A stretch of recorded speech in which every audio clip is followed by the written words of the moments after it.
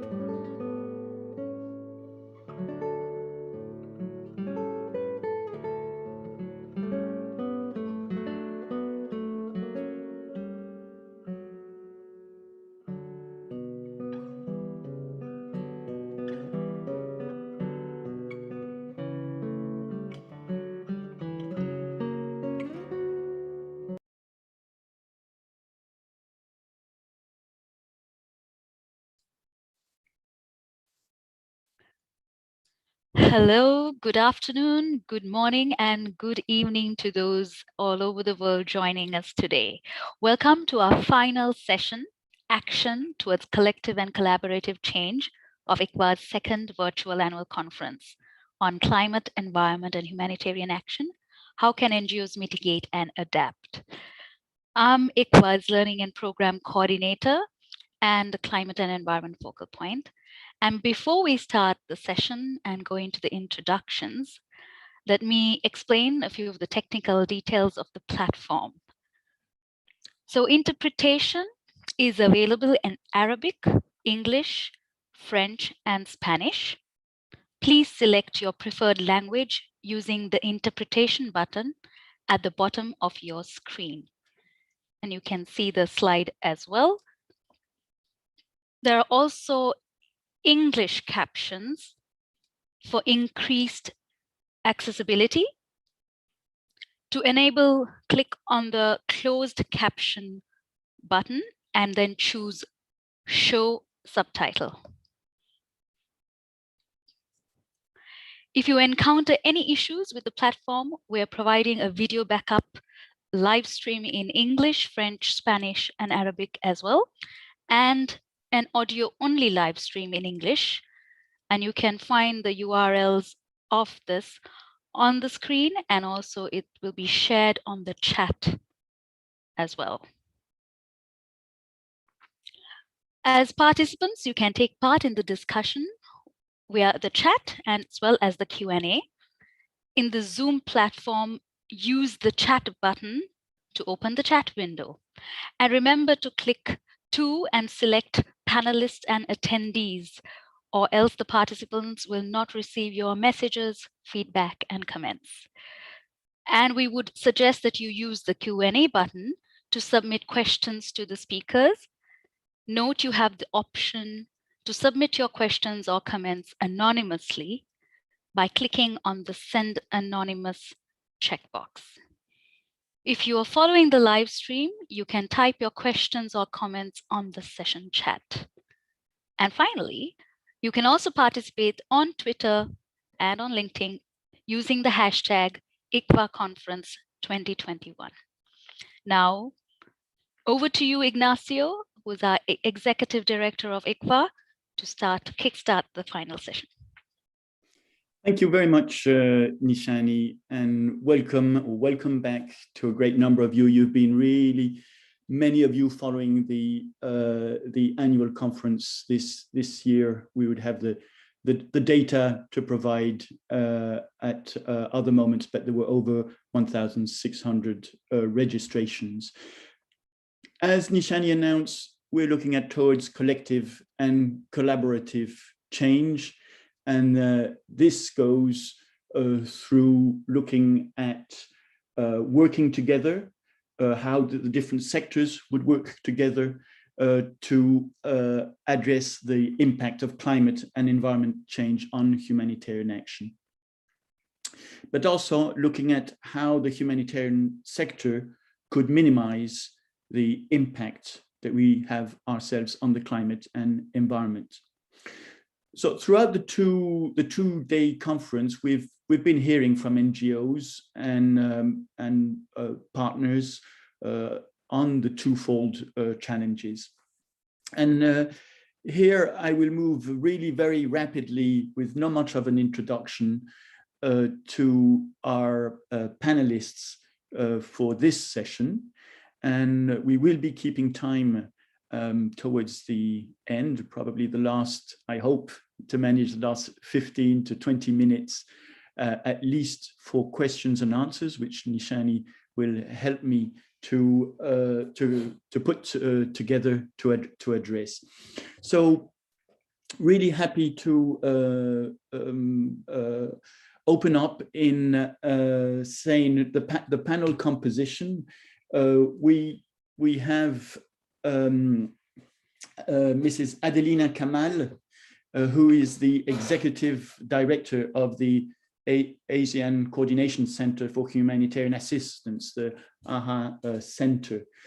Adelina, thank you for joining. You're joining from Jakarta, a massive capital, and 50% is beneath sea level, and some of the areas are sinking at about to the rate of 20 centimeters per year.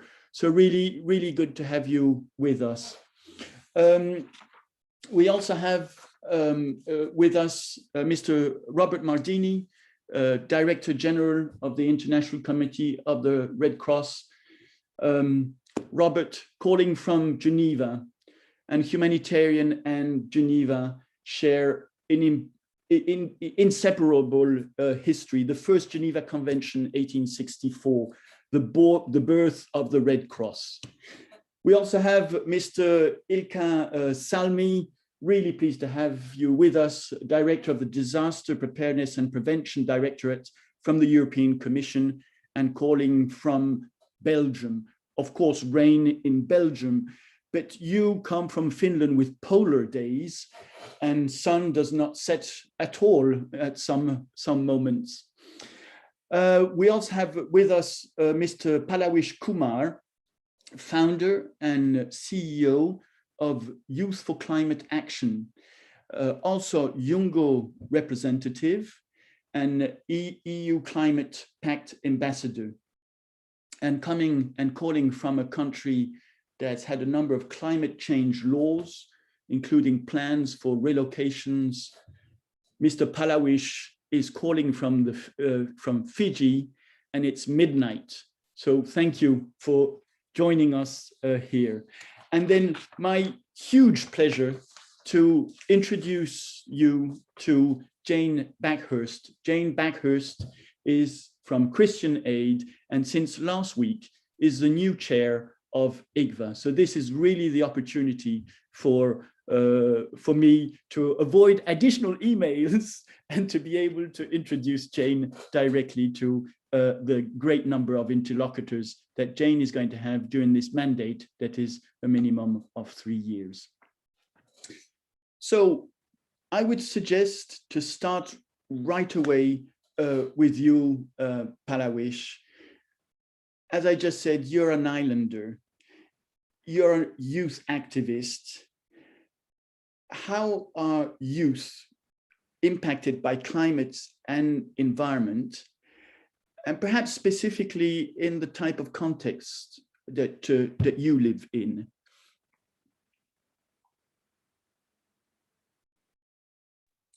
Thank you very much, Ignaco, and um, good afternoon, good evening to you all. Um, Climate change is a reality that we islanders live every day. For the youth, is the fight of survival and preservation of our ecosystem. I chose to become a climate activist for this very reason because the adverse impact of climate change will be at a completely different scale for our generation and the generation to come living in the Pacific. My goal and ambition is to work towards a better world where development is sustainable. So we live, it's without no one is left behind. I believe collective work from, especially from the youths in the Pacific, can bring out this better world that we envision and yearn for.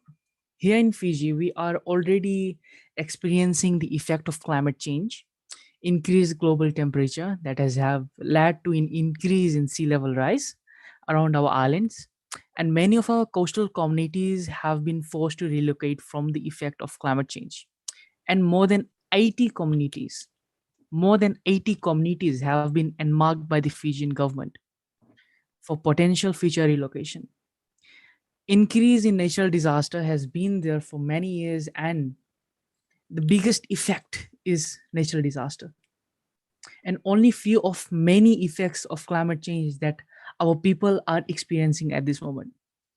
At the constant rising of sea level by 7.3 annually, subsistence agriculture production and inhabited coastal areas are under constant threat.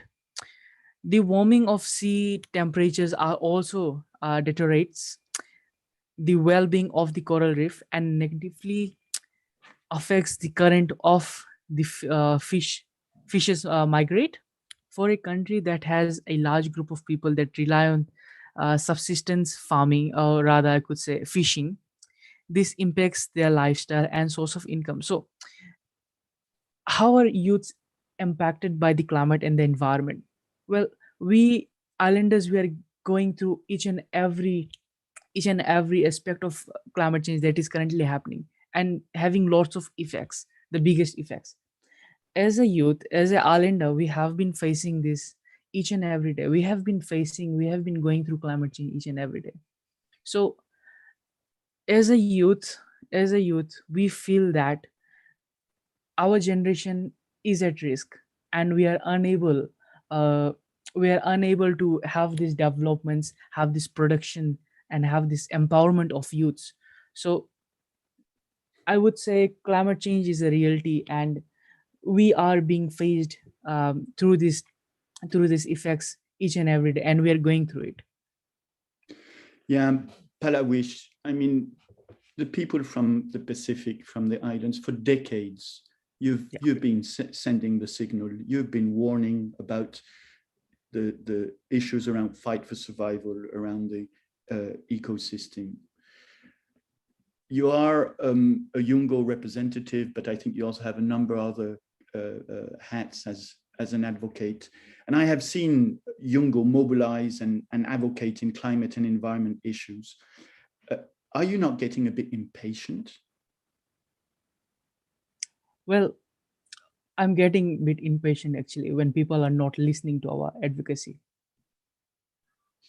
And what do you think NGOs or others should be doing to be better supporting the views and opinions, the realities of people from the Pacific who are accumulating the different risks?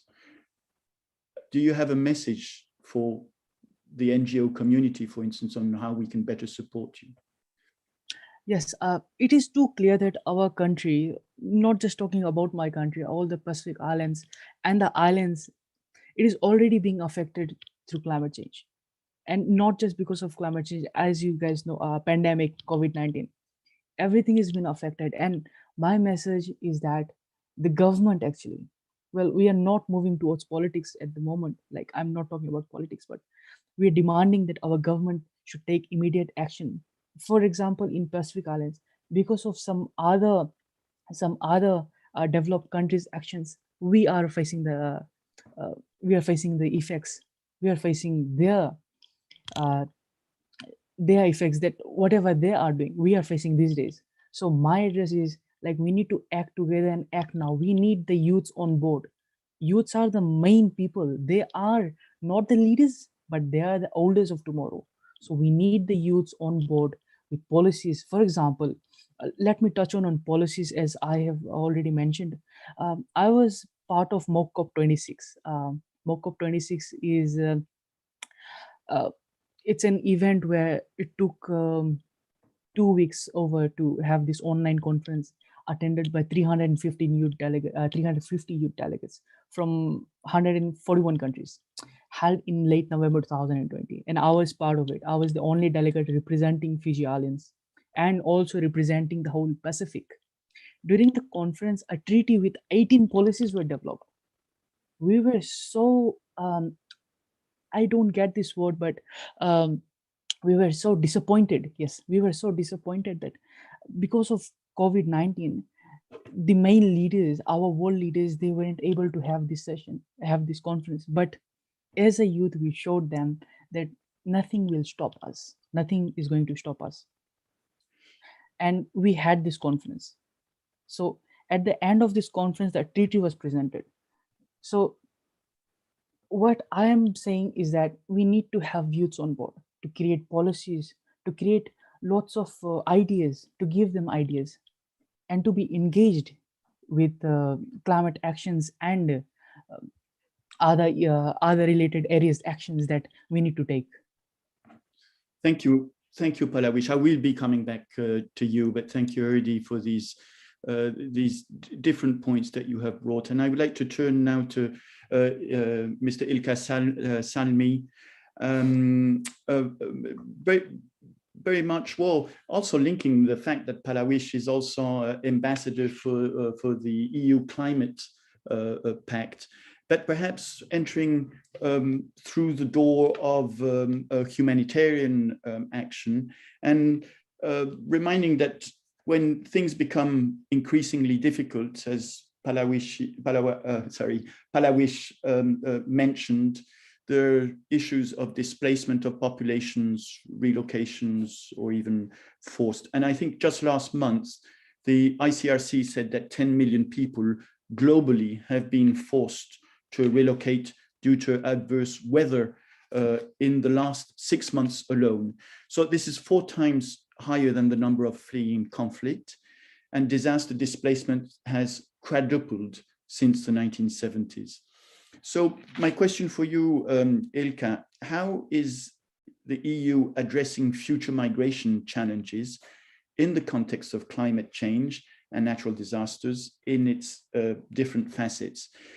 And a little bit in there is also for you to perhaps also address a question on how do you foresee impact of the on the diversity of NGOs in terms of program and operations, the dynamics and the funding to deliver better. Very good. Thank you so much, Ignacio. Thank you, colleagues. And indeed, first of all, allow me to thank for this opportunity to be present here today and represent, let's say, the donors' view and also that of the European Commission. And indeed, meanwhile I say that, I try to turn my video on, and here we go. So indeed, colleagues, good afternoon, good evening, good morning, wherever you are, and thank you, Ignacio, for raising an issue which is of huge importance and certainly a very, very timely topic, namely the displacement related to disasters and climate change. I mean, this is clearly an issue that we have already in the European Commission. We have carried out a series of consultations with many stakeholders, many of you who are here today virtually, and we have certainly taken note of your contributions and suggestions, recommendations, how to move this forward. However, I would just want to point out that we are already taking action. So firstly, we are strengthening our attention to the climate change by systematically integrating climate risk analysis in our interventions. That's the starting point.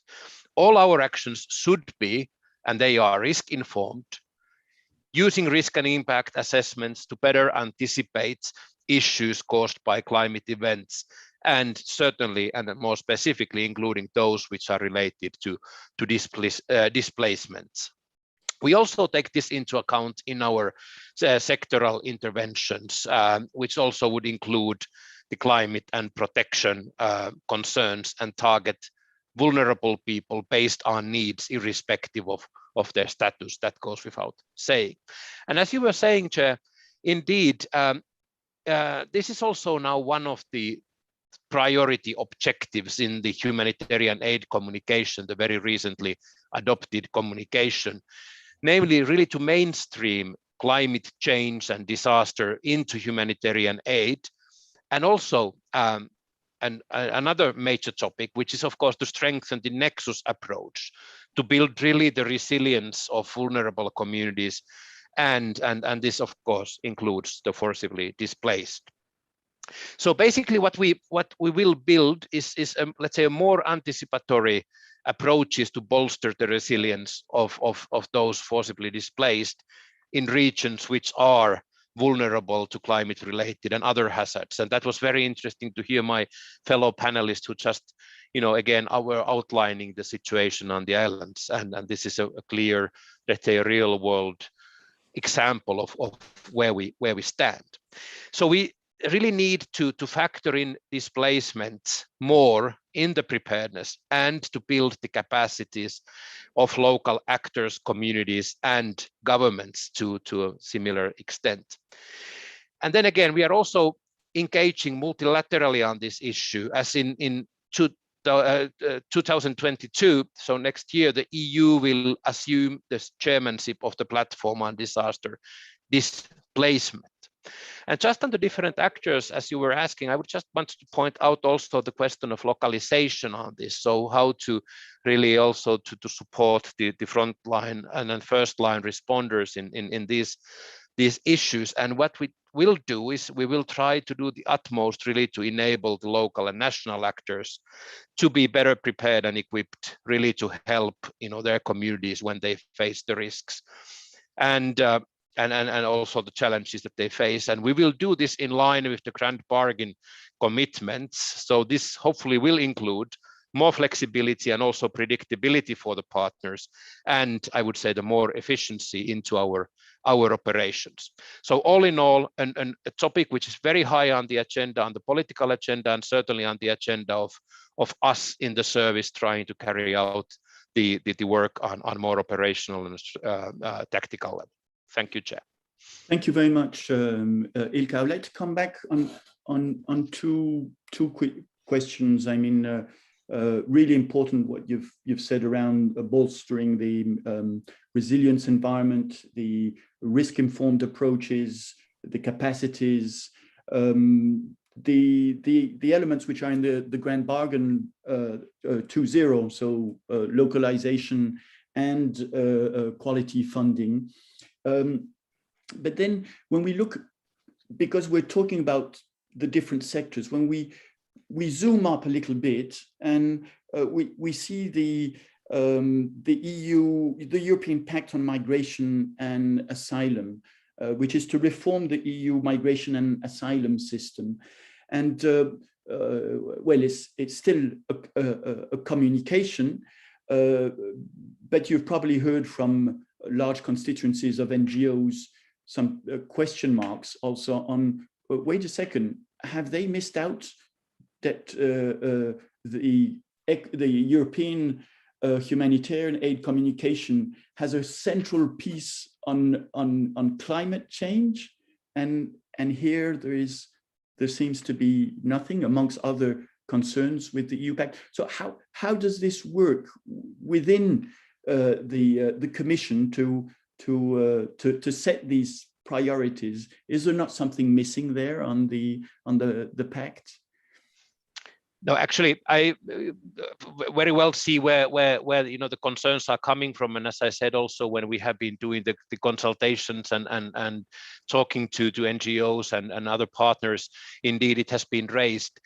It's certainly not forgotten. I mean, this is one of those topics that we do and cooperate very closely with our friends in another directorate general, namely the DG Home, which is dealing with the asylum related and migration related issues.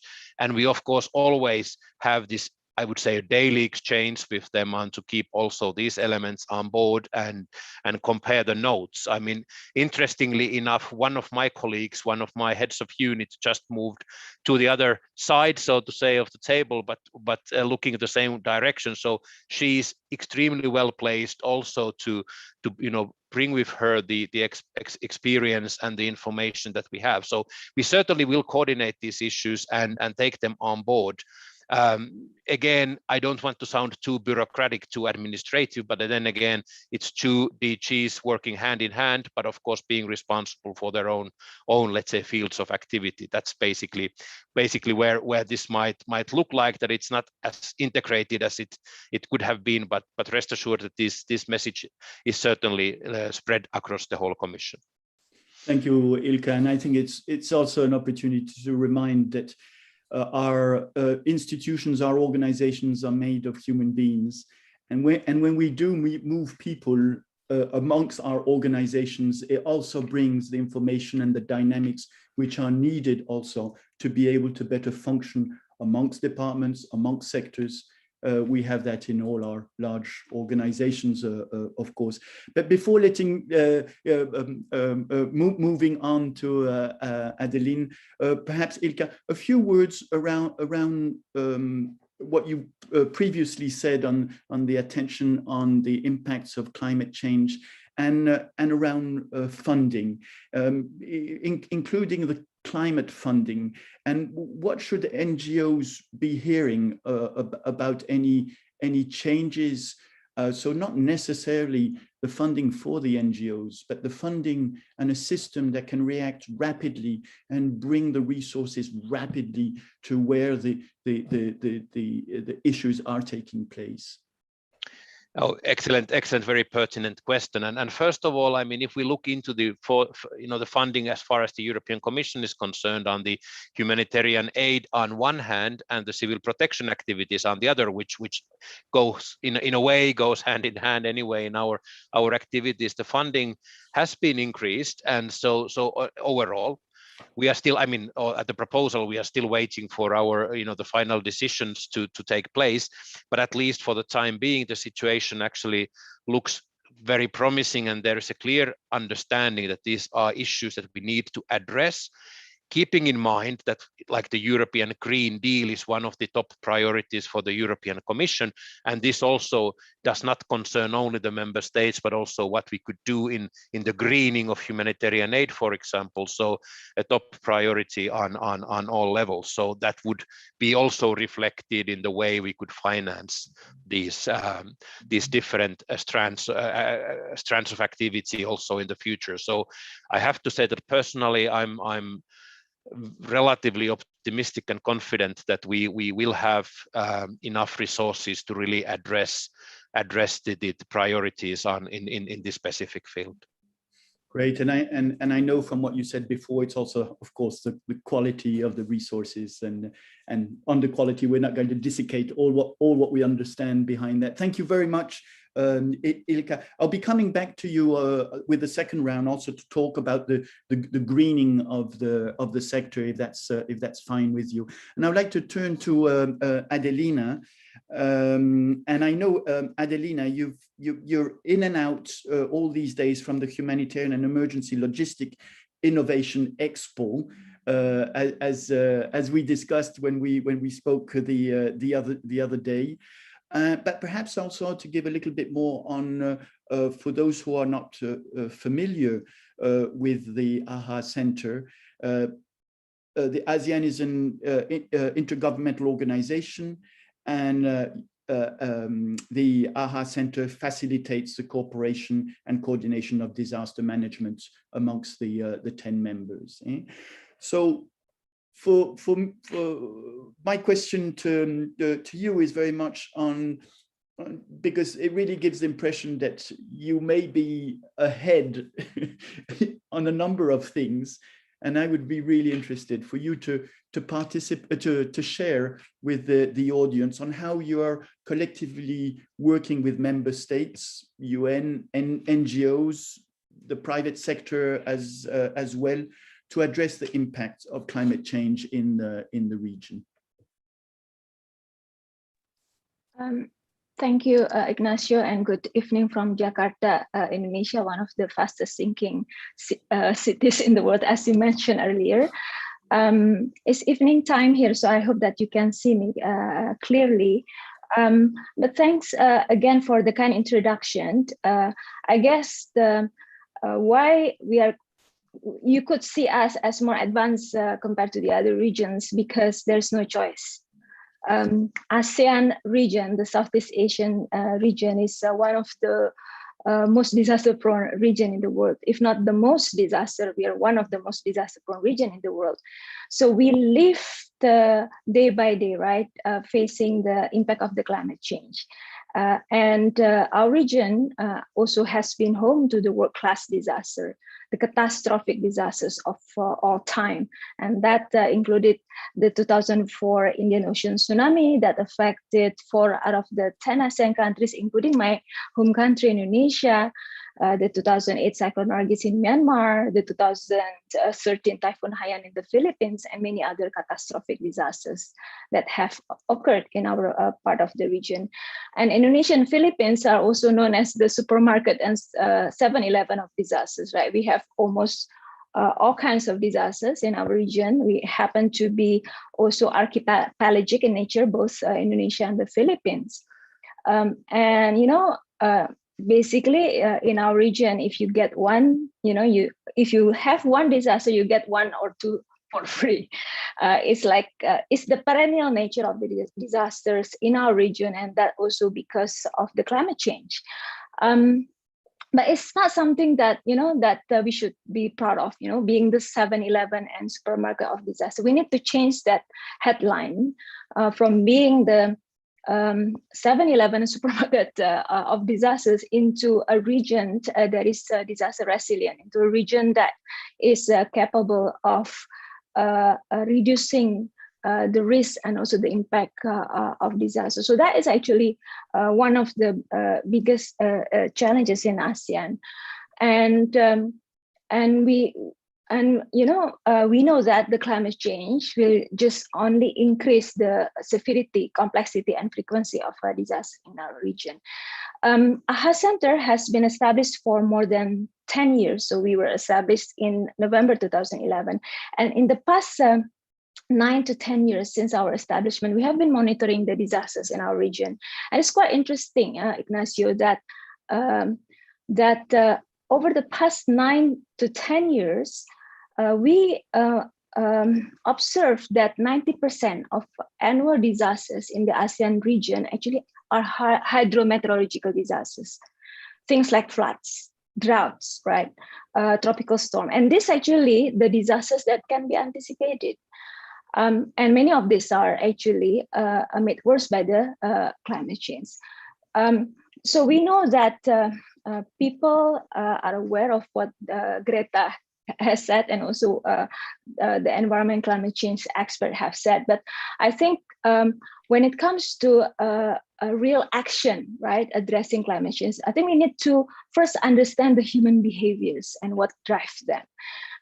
And only by doing that we will get into actions, right? Because people will get into actions if there are things that disrupt their livelihoods, and that includes social interaction, their comfort, and then security, that includes food and water, because hungry people are angry people, and third, economy, and that means money.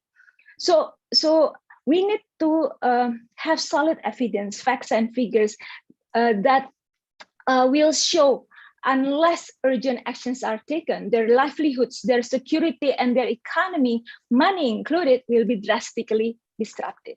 Because what we are talking here is a reset, in the mind and approach. So that's our strategy.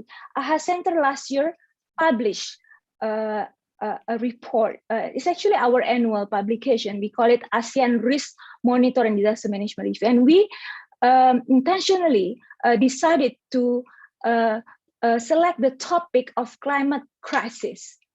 Why? Because we want to show to our member states, our partners, our communities that it is time to act. And even the title is very impatient. It says that time is running out, why ASEAN must act now against climate emergency. That's the title of our publication. We realized that there's so many talk at the global level, but we need to scale down this assessment and the studies into regional level and really asking the question, what 1.5 degrees Celsius increase mean to ASEAN region? So we gather 25 authors, including researchers and scientists, to actually write articles to answer this question. And that includes, providing statistic and evidence, because again, we should start with a change in the mindset first, and the change in the mindset can only be done if we present them with facts and figures.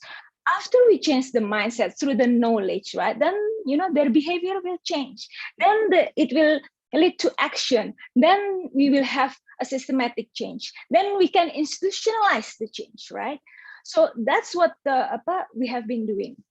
Advocate change through evidence, not opinion, because opinion is the lowest form of knowledge. Then by doing that, people, are more convinced. Then the analysis gathered from our expert, and it's not only governments, not only AHA Center writing that articles, 25 authors, academic institution, UN, the Red Cross,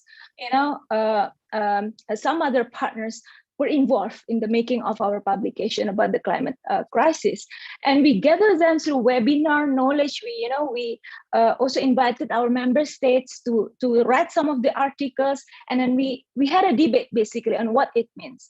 And then that actually served as one of the bases to shape the next work program and the work plan of ASEAN in disaster management and emergency response. If you see the work program that was just published last November, a lot of things actually relate to why anticipatory actions are needed. A lot of things actually relate to a more evidence-based, right? Risk analysis, looking at the multiple risks, and also the different kinds of risks that are now actually happening, not only because of the climate change, but also other risks that we tend to overlook, and we tend to kind of like look at with this angle, and then also really involve the other sectors into the discussion. So I guess start with evidence first, that will change the mindset, and then later our behavior, our attitude, and our action will change. So that's how we do it. Yeah. That's great, Adelina, and the ADMIR, the ASEAN agreement on disaster management and emergency response is of course the work program that you were referring to, and the element, of course, on gathering the evidence, the analysis of risks. With this approach, are you also managing to get on board in a substantial way the private sector? Are you managing to trigger anticipatory financing for humanitarian or for disaster management? Okay. Yes, the answer is yes. So if we look at, well, there are two things that I would like to show you.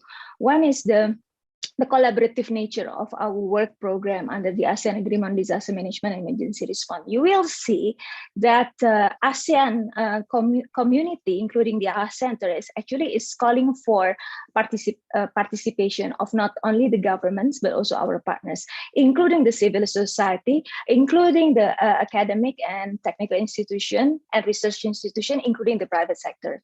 And there are actually elements about this forecast-based financing and looking into disaster risk financing insurance and so on and so forth. The way I see it, when we talk about anticipatory action, it's not only about forecast-based financing. Yeah, we also need to look into the trigger actions. We need to, one of the things that are now being championed under our work program, also by the AHA Center, is the need for this region, for ASEAN region, to shift our mindset from a crisis management approach into a more risk management approach. Mm-hmm. So we don't wait until the disaster gets big, right? Because again, 90% of our annual disaster can be anticipated. So what actually are the things? So financing is one, right? But there are also, other preparedness measures that can be done at the local, national, and regional level. We can learn from the Philippines. Indonesia can learn from the Philippines. We just got hit by tropical storm Seroja, one of the eastern provinces of Indonesia. And normally, Indonesia just got hit by the tail, not the eye. But we could learn from the Philippines. They got hit 20 times in a year, and even last year they got hit by 9 storms within the period of 3 months, right? And it's actually a very strong typhoon. So we can facilitate this learning on how Philippines, for example, has done the preemptive evacuation, and then how they can make sure that there are 0 casualties, and how they prepare themselves before the tropical cyclone or the storm hit the Philippines. And Indonesia can learn from the Philippines can learn from Indonesia, other countries can learn from Indonesia. So these are also some of the things that we're trying to facilitate under the work program. Exchange learning, because every country has our own way of doing things, but we can always learn from them, learn on the trigger action, learn on the things that can be done, not only in terms of financing, but also preparing community actions and so on and so forth. And that is actually the role of a regional organization like AHA Center. It's not only for one ASEAN, one response, not only for action, but also facilitating preparedness, and also changing the mindset, including the knowledge exchange, including the science-based, evidence-based decision-making. Thank you very much, Adelina. Certainly from the perspective of ICVA, that we've had the pleasure of being consulted and working on the ADMER, certainly appreciation for the involvement that you have called for NGOs. And certainly I think what you have also said, and the experience certainly that we've had, also demonstrate how important it is to have that focus on the regional levels, and how you go also further in a number of topics that we speak about at global level. I would like to move on. I would certainly come back to you, Adelina, and probably on that question around the understanding of localization, and I'll get back to that in a moment. I would like to turn to you now, Robert. Thank you for your patience. And well, it's looking at the ICRC, as many of the actors in the humanitarian field, we are overstretched, underfunded. And my question to you is, why is climate change important? And even you also said it's close to your heart, so beyond the organization as well. Why is it so important to an organization like ICRC? And how will it further impact humanitarian action? And perhaps with some comments, perhaps inputs on the conflict contexts, and how does climate change exacerbate the conflict situations? Thank you very much, Ignacio. And actually, it's close to my heart because I started as a humanitarian worker, as an engineer, working on water projects. And I could see firsthand the combination of the consequences of environmental degradation, climate change, and also armed conflict. And so now, why is it so important for the ICRC? The short answer is really that climate change is increasingly important for ICRC because people suffering from armed conflict are on the front line of the climate crisis as well. Thousands of my colleagues today in the field are witnessing day in and day out the double impacts of climate shocks and conflicts. And these shocks are costing lives. People are exposed to disease, malnutrition, and displacement. Today, out of the 20 countries considered the most vulnerable to climate change and least ready to adapt, 12, so 60%, are actually in conflict, in places that have been damaged by decades of conflict and fragility. People's coping mechanisms are radically eroded by violence and instability. This makes them extremely vulnerable to any shocks, including those resulting from climate change. And this means, in concrete terms, that if we want to respond adequately to people's needs and help them be resilient, we need to factor in climate and environmental risks in a genuine way. Otherwise, our responses will be ill-adapted and I would say also irrelevant. It is particularly critical to rebalance efforts and invest more in preventive and long-term resilience strengthening efforts than just dealing with the crisis. And at ICRC today, we have long considered the environment through a pure international humanitarian law, so IHL prism, but we had not until very recently focused on the humanitarian consequences of climate risks. And to some extent, the plain reality, the very fact that these impacts are blatant in some of the places where we work, really forced us to focus on these risks. And you also alluded, Ignacio, in your question on the relationship or the correlation between climate change and armed conflict.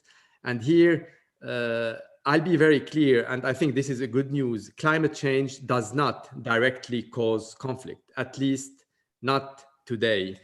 So places such as Australia or Japan are extremely exposed to climate risks, and yet they are peaceful.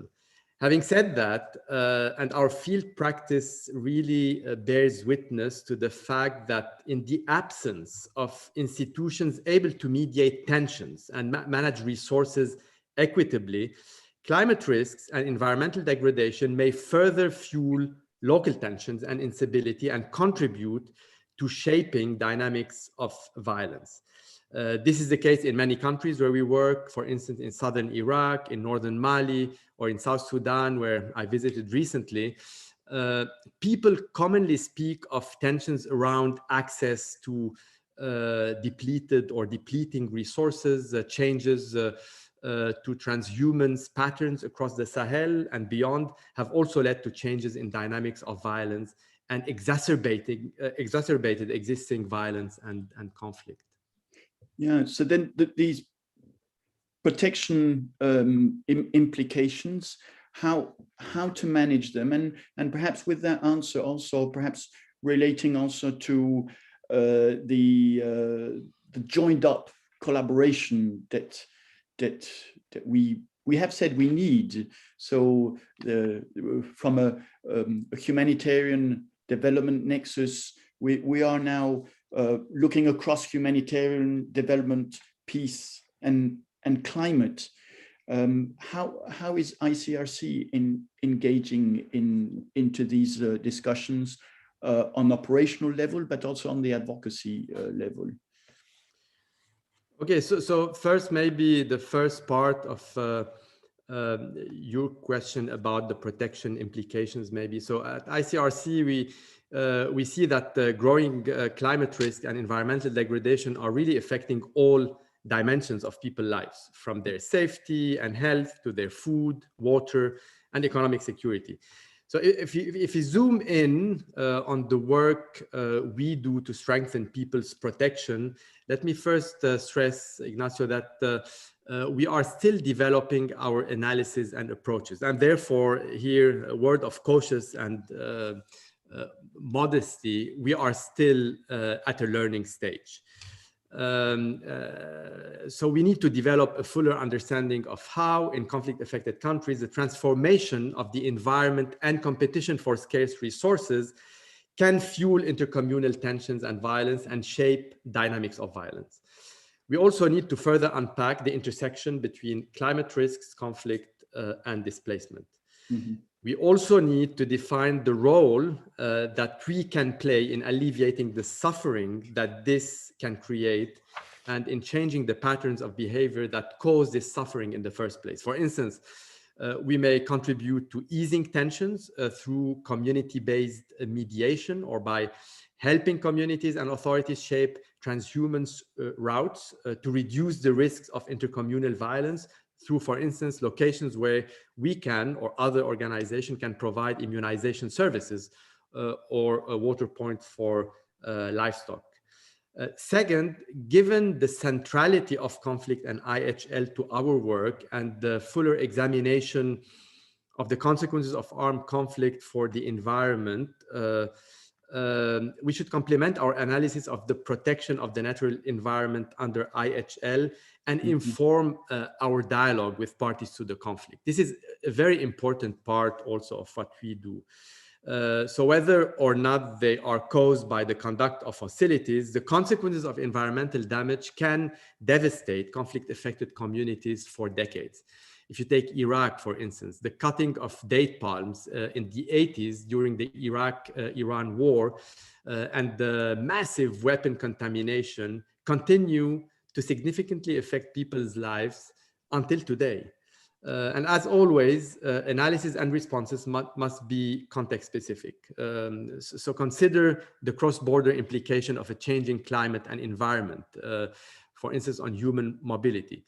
It must also take into account how particular risks are influenced by individual characteristics such as their age and manifest themselves differently in urban, peri-urban and rural areas. And this analysis also needs to feed into a discussion on how to ensure that our programs do not inadvertently deter people from adapting in the longer term. For instance, assisting people may contribute to helping them stay longer in environments that are becoming simply increasingly inhospitable or uninhabitable because of the climate change. So here there is this do no harm notion that is very important. And in such circumstances, assistance needs at least to be complemented with up-to-date information on climate trends and adaptation pathways so people can take informed decisions to leave or to stay.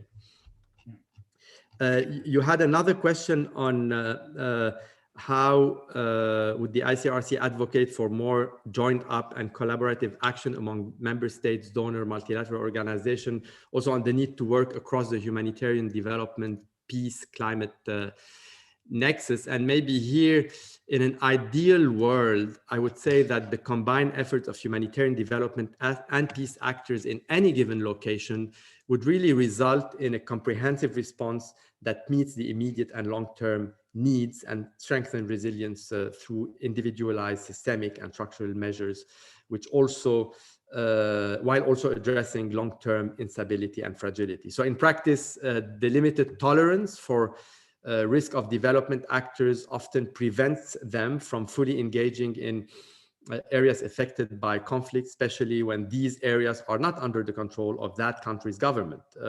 I mean, today, bear in mind that according to ICRC, 65 to 70 million people live in areas controlled by non-state armed groups. This gap has led organizations like the ICRC to engage in longer-term programming to strengthen resilience, notably through livelihood support and water and sanitation activities. But there are limits to our ability to compensate for the comprehensive development that provides solid avenues for climate adaptation. There are places where we work where instability and fragility have long deterred inclusive development efforts, and in such settings, the activities necessary to facilitate people's adaptation are often beyond the scope of our capacities. And we need also to find ways to collectively, as a sector, to ensure that steps are taken to help reduce people's vulnerability, even in highly challenging environments. Otherwise, people will be felt with no option but to move. We must continue to encourage those who can work at the required scale to find ways to do so, and when appropriate, forge partnerships to advance efforts with them. Strengthening responses in challenging environments is also key if states are to live up to the SDGs. And this is why the Climate and Environment Charter includes a commitment to work collaboratively across the humanitarian sector and beyond to strengthen climate and environmental action, and a commitment to use our influence to mobilize urgent and more ambitious climate action and environmental protection. And one final point, maybe strengthening responses also requires addressing critical gaps in climate finance. It was mentioned by my fellow panelist earlier. And for now, despite the clear vulnerability of conflict-affected communities, they are totally neglected by climate finance. Over to you, Ignacio. Yeah, and I really hope we'll be able to go, and that is also one of the issues around localization that I hope we'll be able to touch a little bit, but certainly really loud and clear, Robert, on the importance of working together, but also recognizing the limitations that focus on the highly vulnerable areas. That is also where very few are managing to go. I'd like to now move on to, with really great pleasure, to Jane.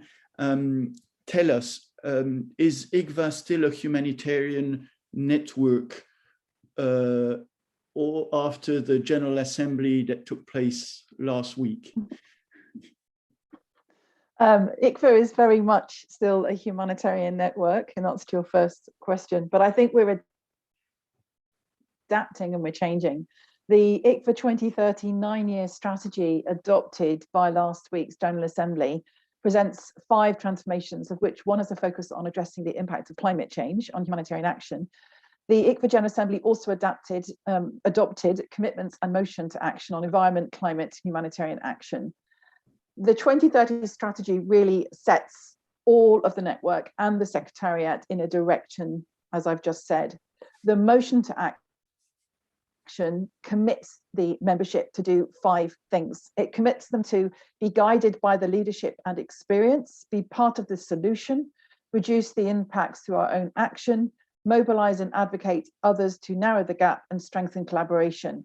That said, ICVA has now, since I think yesterday, correct me, Ignacio, signed up to the Climate and Environment Charter of Humanitarian Organizations, and ICVA members will consider signing the charter individually. We'll be looking also at collective ways with partners to support our members to be able to live up to the commitments shared in the charter, including ahead of COP23. This built on a series of in-depth consultations last year, and I think it's worthwhile noting that we as a board wondered what added value there would be as ICVA to the fantastic work being done by many of our stakeholders and partners, as has been highlighted over the past 2 days. However, during the ICVA 2030 consultations last year, 84% of participants stated that environmental change and its impact on creating and alleviating humanitarian needs should be a core focus for ICVA. Nearly 70% of participants stated that their organization already had a dedicated strategy or approach for integrating environmental change issues into their humanitarian action. And these figures can be compared with the 2017 survey informing the ICVA's 2019 to 2021 strategy, where mentions of environmental sustainability of humanitarian action and related issues were almost absent. So ICVA will be engaging on addressing impacts of the climate change on humanitarian action, also through our focus areas of forced migration, humanitarian coordination, and humanitarian financing, working in collaboration and drawing on the wealth of knowledge, as I've mentioned just now, and experience of ICVA members and many of our partner networks. Thank you, Jane. And from what happened last week in the ICVA General Assembly, really to dive into where you have worked for so many years also, which is much closer to the issues. And I had a question for you around food insecurity and climate change, also because we're ahead of a number of major advocacy opportunities, let alone the G7 in just a few weeks, where issues around food insecurity are on the agenda. And we do see the structural vulnerabilities of the food systems, the local and the global food systems, and they are hit in different contexts much harder, and with some of them enduring really major impacts from climate change, making food more scarce. So all this really calls for very rapid, massive, important decisions, which are not only around funding.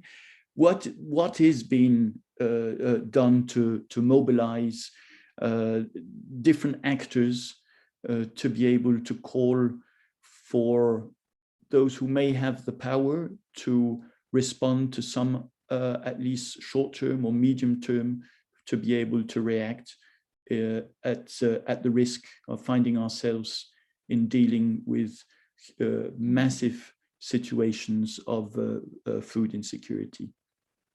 Firstly, I think it's worthwhile just stepping back for a moment to kind of setting the scene, because often we have colleagues in the ICVA network that do amazing work on famine prevention, on food insecurity, on nutrition, others that work on climate mitigation, calls around that, adaptation, climate financing, including anticipatory forecast-based financing, for example. But often I think we work in, I don't think they're solos, but we're very good. We have fantastic experts, and we don't necessarily speak to each other across the network. I think that the nexus work that I might come on to later, I think has challenged us to do so. But also when we think about our response to climate risk and environmental damage and risks around that, I think it also challenges to think around our work across expertise. And just stepping back from a moment,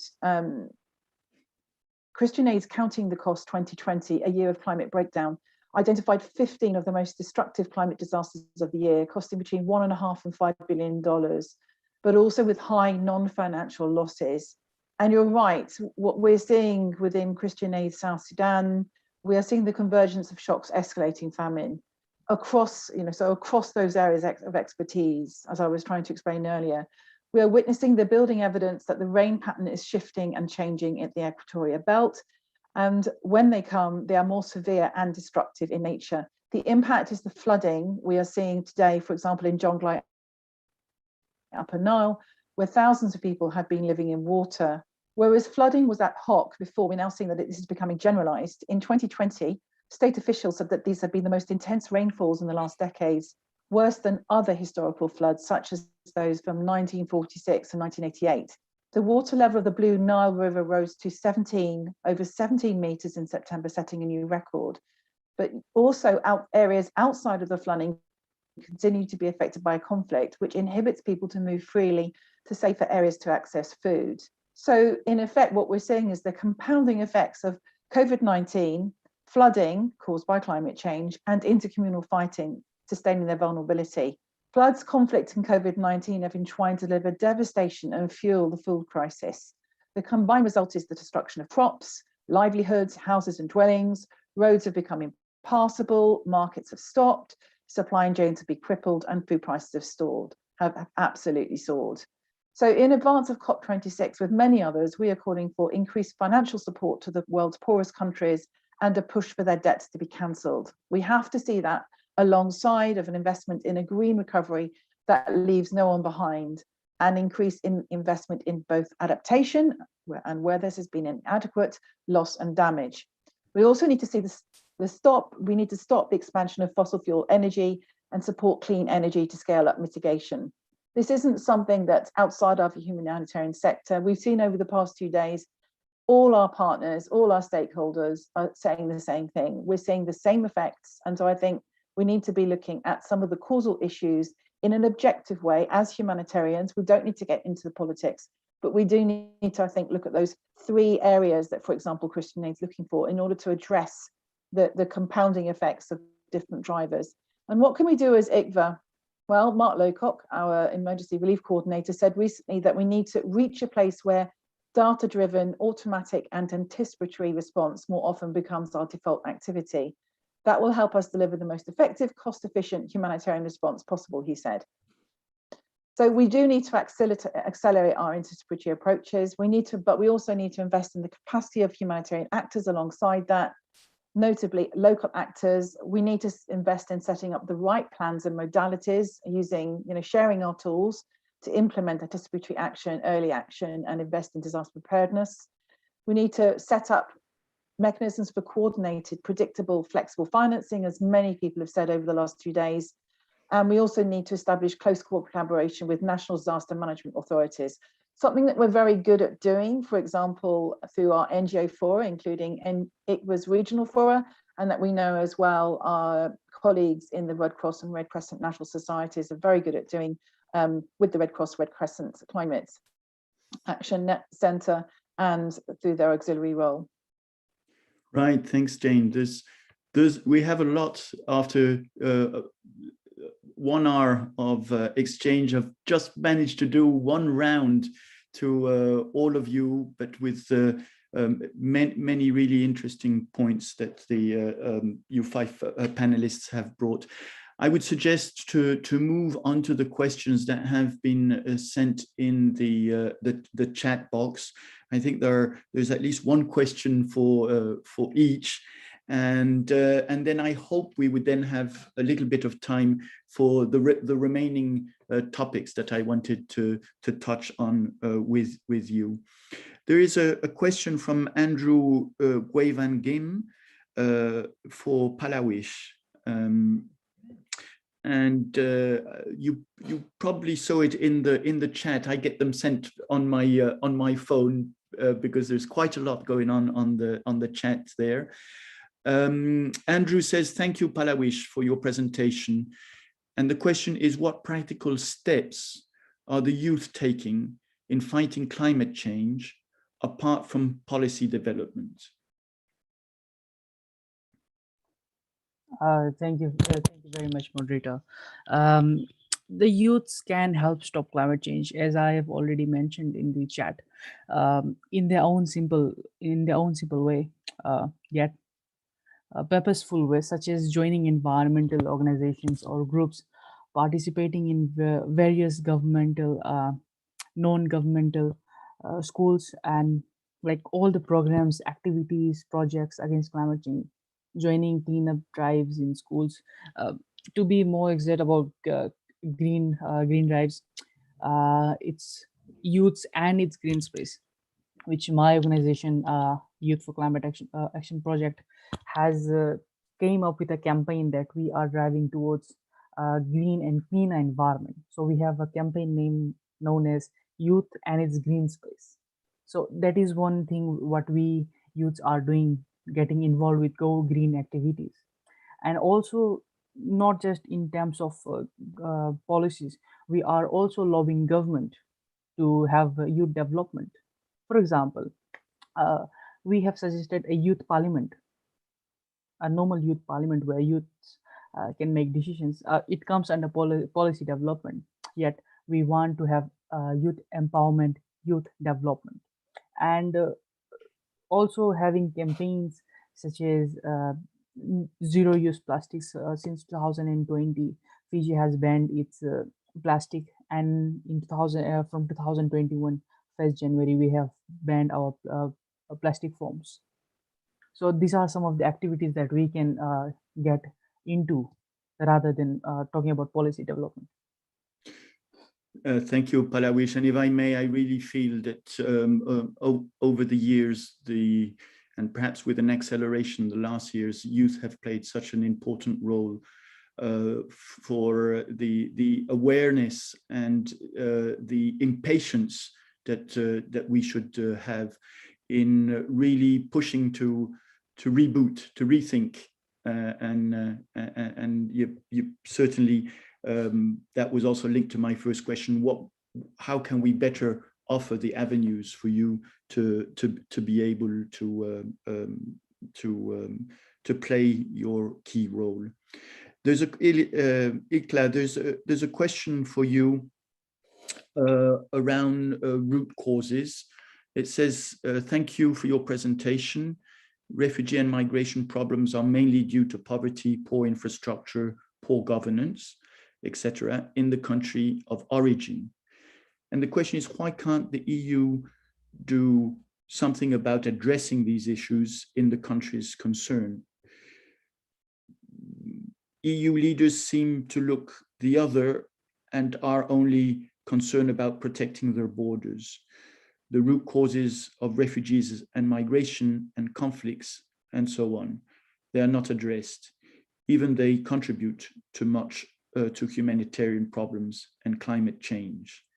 So that I would say, I guess that goes for you certainly, Ilkay. I don't know if you want to comment a little bit.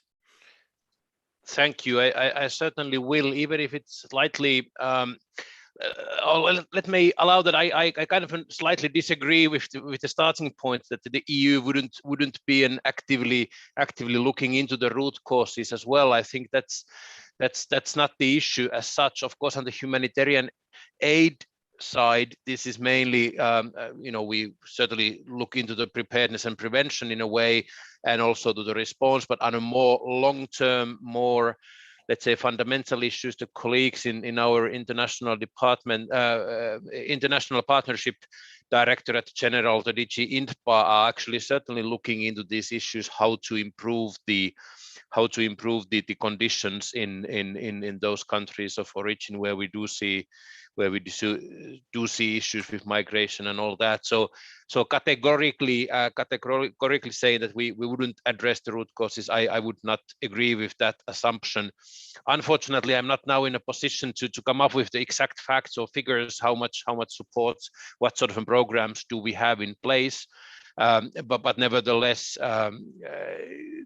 this is certainly a fundamental part of the EU's activities as well. And unfortunately, of course, we have not managed to solve these issues, but at least hopefully to deliver some relief by addressing the root causes as well. Yeah. Thank you. And certainly the root causes is where our collective work between sectors is absolutely needed. There's another question for you, Ilkay, if I may. It refers to the Somalia Humanitarian Fund, but perhaps it's to bring it at the question of, I'm changing a little bit the question, but it's around due diligence and perhaps a certain concern that with the plan of greening the way we work, the sector, to use the word greening, we're going to be getting additional due diligence systems, and of which the smaller organizations perhaps are not going to be able to follow, to respond to. Is the EU going to be supporting the sector, or part of the sector, the NGOs, some of the NGOs perhaps, reaching the requirements or the targets that we would like to set to green the sector? Thank you. A very, very good and pertinent question. Actually, of course, indeed, while we are also setting the bar higher, indeed, as you rightly pointed out, Ignacio, we are certainly there also to support the actors. I mean, it's not only that we let's say tighten our requirements without really providing some sort of an assistance and support. And there are some very concrete issues that are already going on and that we have already now planned for the 2021 and also for next year to come. We will certainly provide online training modules. We will provide virtual classrooms to our partners. And then again, it's not only about really teaching or preaching about these issues, because the dialogues that I have had with many actors on the ground, I have also noticed that many of them have actually already well advanced plans how to be greener in a future, and that's of course a great starting point. So it's more, I would call it more dialogue with our partners than really and educating anyone on these issues. But certainly we also want to have an opportunity to to pilot some of the innovative solutions and also funding some of the study and assessment projects. So we are there to support, and of course at the same time we will also look into our own actions, how we could do that, and perhaps also provide, let's say at some stage, also a compendium of the best practices and also the let's say support tools in this respect. So indeed, while the requirements are let's say set on a higher level, the support will be there, and I invite all the colleagues interested in this sort of trainings to also to get in touch with us, and we could then see how we could, how could we provide let's say more detailed assistance if need be. That's great. Thank you, Ilkka. I do feel that probably this conversation, also with the focus that you have on localization and also the way we have to change our ways of working, certainly to respond to do no harm and the greening of the way we work, certainly that's going to be a key element of the conversation on how to support the smaller organizations to be able to respond to the requirements.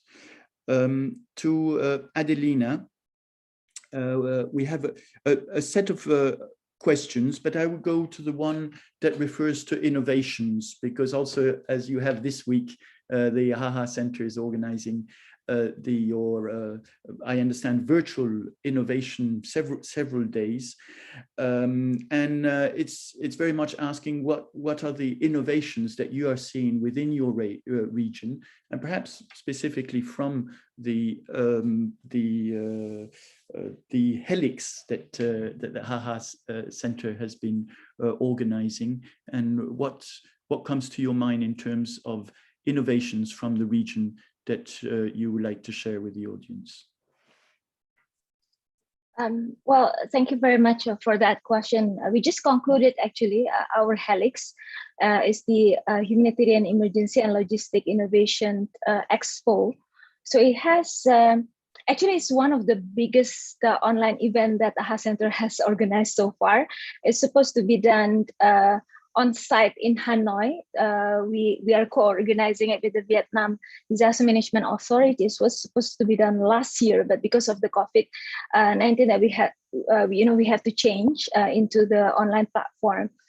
We have actually 1,000 people registered for our event. And our event also include 21 focus sessions. Some of them talk about green logistics, by the way, and a lot actually talking about how to answer the problems that we have in this region when it comes to humanitarian logistics, and whether there are any solutions out there, both from this region as well as outside the region, that could be used to answer the humanitarian logistic problems in ASEAN. So it's very much anchored on problems, Ignacio, because as you know, the mother of all invention is the problem, right? Is necessity.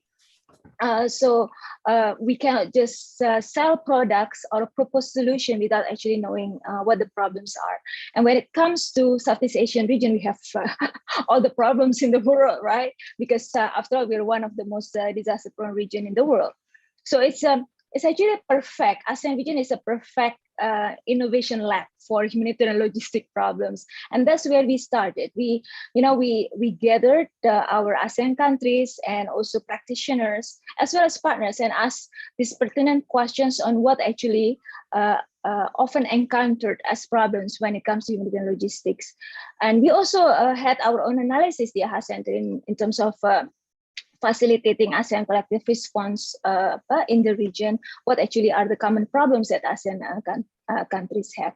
So it's very much, I think, the interesting part, and this is where I could see from the today that there are many locally adapted solutions, and really coming from experiencing the disasters, yourself.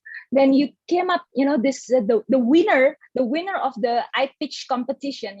We have this competition where participants will pitch their ideas in front of judges and audience live, right? The winner actually is coming from the Philippines. And then we also have a winner on the other category from Indonesia. And they become the winners. Why? Because they actually came up and customized the solution based on actual disasters that they experienced, being a disaster survivors themselves. So it's problem-driven, needs-based solution. And the beauty of it doesn't have to be this high-tech technology. We talk about locally adapted solutions coming from the region, actually produced by the disaster survivors and the communities themselves, that we can actually scale up and replicate it to other countries in the ASEAN region. And a lot of it actually related to green logistics, how actually we shift our mindset, right? From providing items to disaster affected population based on what we have as an organization to based on what the communities need. And for that requires a change in the mindset, because then, we have to take into account the future. We have to utilize the technology, right, to cut layers to make sure that people will get the most out of what we can offer. So that's what just happened. Thank you very much for that. Thank you. Do I understand correctly then that because there are lots of private companies also coming to Helix for, you mentioned items related to logistics, humanitarian logistics.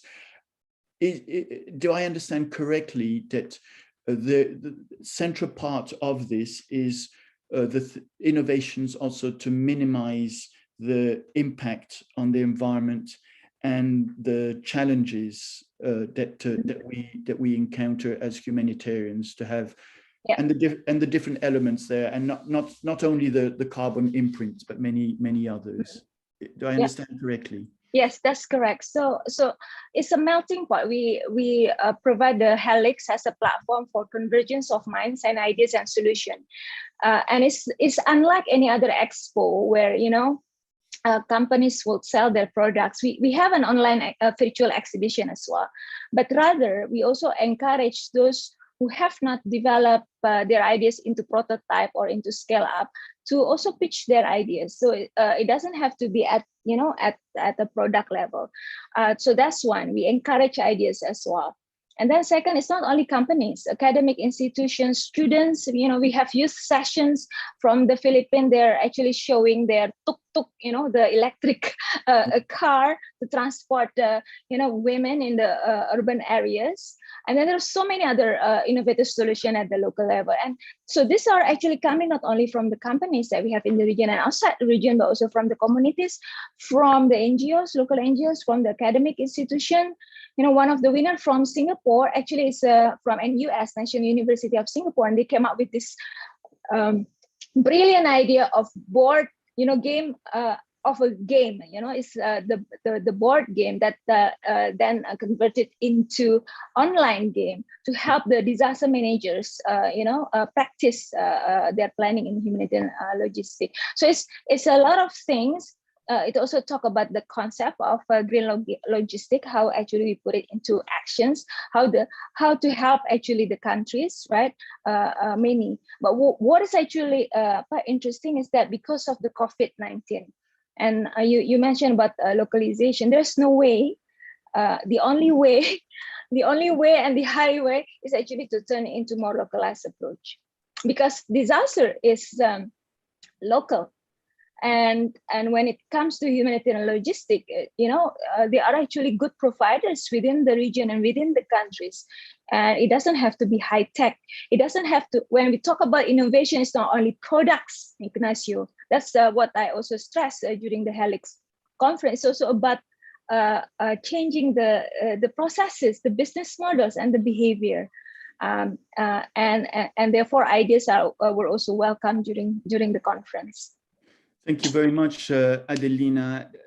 But I would just mention that within ICVA, we have a few large humanitarian organizations from China, from Indonesia, and they do really bring and push us in different ways of thinking on different business models. And you've mentioned a few really key elements and I really thank you for that.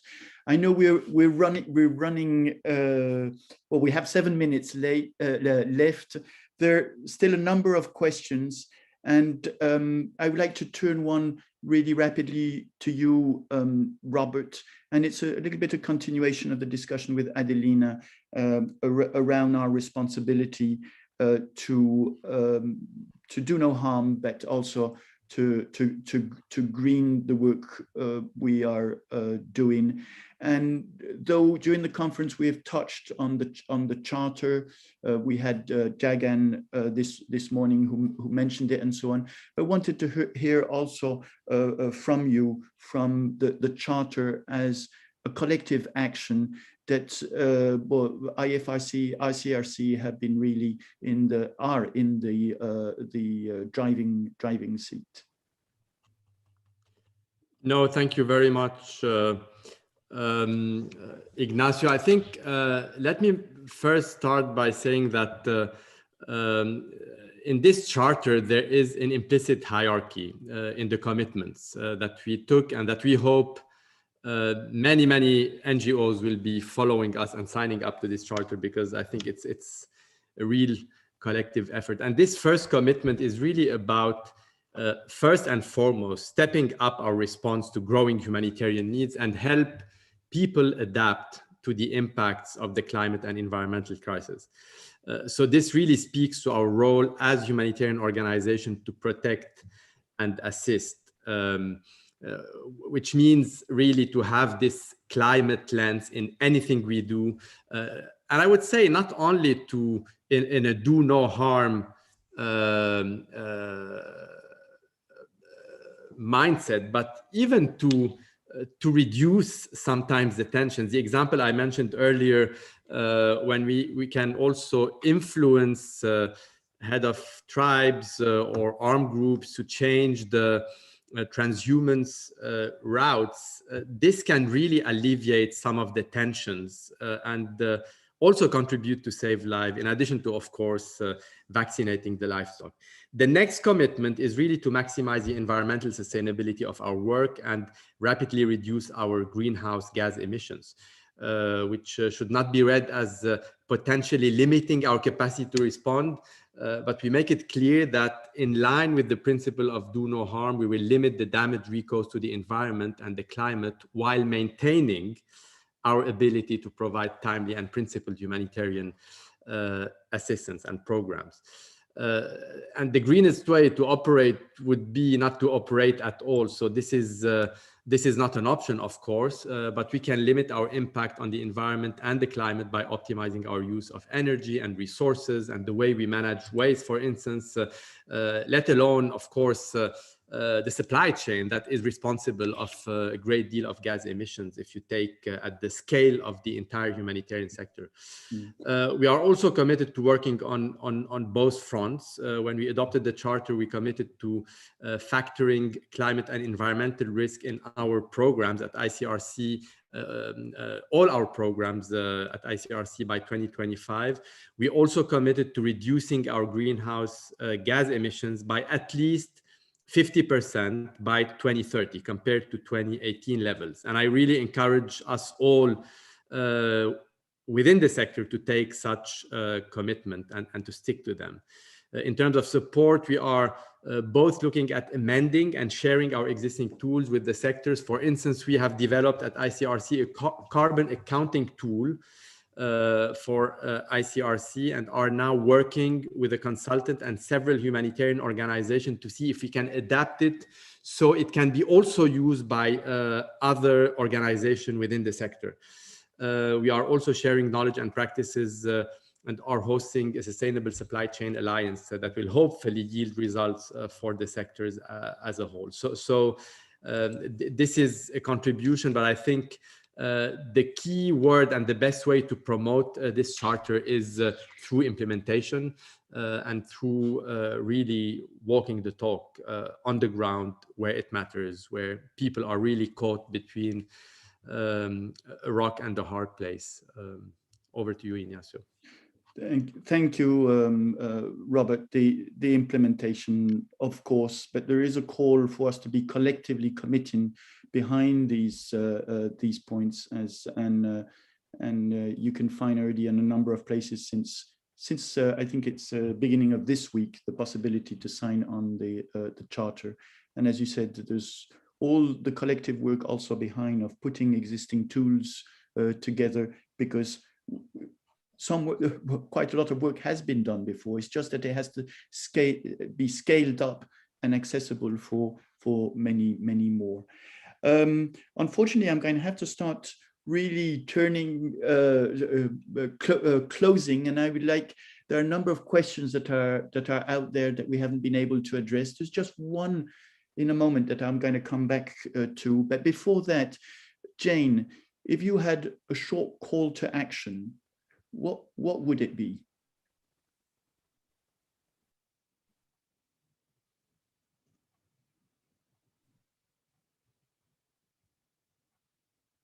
Oops, I think you're muted, Jane. Hi. I think it would be three things. I think it would be financing an ecosystem that can move funds quickly where it's needed most. It's better connecting with multiple sectors, and it's taking forward the work that we did as the ICVA network last year on risk sharing. So that means understanding who is actually shouldering that risk, ensuring that those that are doing most of the risk shouldering are actually identifying those risks and are setting in place and framing the supportive systems that are necessary. But I also think that we, in line with that, we need to think about a couple of things. And I would say we need to address three main challenges. We need to look at government donor funding for climate finance alongside savvy concurrent crisis financing for anticipatory and early action and funding for climate adaptation. We need to finance an ecosystem, as I mentioned just now, that moves funds quickly where it is needed most. We have not yet addressed the targets set by the 2016 high-level panel on humanitarian financing, which also include not only efficiency, but reducing need and diversifying funding. We need to look at quality of partnerships. As I alluded to just now, local and national actors must be at the center of that. So that includes donors and international NGOs cascading overheads to frontline local and national NGOs and community groups to support institutional strengthening, risk sharing, harmonized and simplified due diligence. Thirdly, we need a green COVID-19 recovery that leaves no one behind. As I mentioned earlier, we need to have an increase in investment in both adaptation and where this has been inadequate loss and damage. And we need to call for debt cancellation and a halt to fossil fuels alongside expert organizations that have been doing that for years. That three-pronged framework must have two critical drivers: putting people most affected by crisis in the driving seat of the response, using, for example, our existing accountability to affected populations and core humanitarian standard, and investment in local and national actors, meaningful leadership across all the core decisions at every level. ICVA's added value is going to be across that, but it's also around bringing together small, medium and large NGOs in the network to analyse and learn from each other in order to adapt and adjust responses to ensure we don't exacerbate climate change risks and prevent and mitigate further harm to the environment. And we really need to improve our collective action across networks, improve our connectivity across multiple actors. As we've seen over the past 2 days, hopefully we can take this forward. Thanks, Ignacio. Thank you, Jane. And before going to a few closing words for this annual conference, I want to come back to people most affected. And there is a question that unfortunately we don't have time to answer, but it does remind, and I hope it will make us all reflect. There's a question from Northeast region of India, from an activist, Tukang Chongsin Koing Reng. Sorry for the bad pronunciation. Indigenous woman and indigenous person with disabilities rights. Now, the question is, how can the issues of indigenous women and indigenous women with disabilities could be addressed in respect of climate change and its impact? In what manner could they be actively involved and make aware for active participation, and in brackets, and policies? I think important to, even if with apologies, we won't attempt to respond to that question, just to finish with keeping in mind of where are the people that are most vulnerable. And certainly that is where our support is strongly needed as humanitarians, and exacerbated, of course, with the climate issues. So we are at the closing of the second online annual conference. I really want to thank the 5 panelists that we have had. I know we've run through a great number of issues and not been able to take all the different questions that were there, but thank you very much, Adelina, Jane, Robert, Ilka, and Palawish. Many thanks to you. Overall, on the annual conference, I wish to thank the participants, ICVA members, other NGOs, NGO fora, states, donors, UN agencies, experts, and other climate and environment sector stakeholders. Great appreciation for the 36 speakers, panelists and moderators, for the way they brought their insights, stimulated conversation, and certainly this will be guiding, at least for ICVA, the work with our members. PHAP, Marcus, and the great team, including the interpreters, the sign interpreters, and the captioner. You have as a team, PHAP, you have once again been a first-class partner in ensuring the conversations are as accessible as possible for the diversity of the audience. This annual conference is, of course, only part of the needed conversations geared to urgent collective action. The annual conference this year has been shaped with hours of exchange with a number of you, and you're really thanked, as well as from 500 survey respondents from 89 countries. And the final thanks to the ICVA team, led by Nishani, who have put this together, run the ICVA annual conference while juggling with 101 other things. The ICVA team will be following up with an annual conference outcome document, a learning stream, and promotion of tools. To have positive expectations about the future, hope has to be driven by our capacity to identify goals and set strategies to achieve them. And this capacity lies outside existing silos and request for humanitarian, development, and climate communities to efficiently work together to shape policy, increase resilience, improve practice.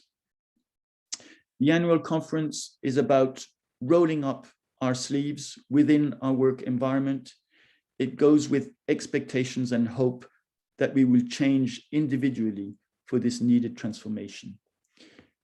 Keep safe, and thank you for following.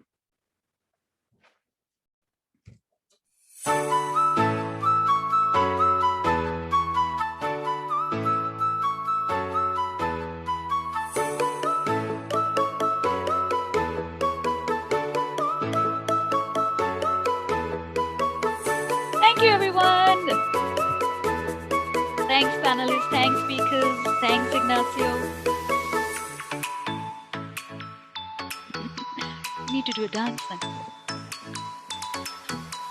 Sit on your table, Nishani, and dance. Thanks, Palavish. Bula Vinaka. And Thank you Prima very Kasi much. Adelina.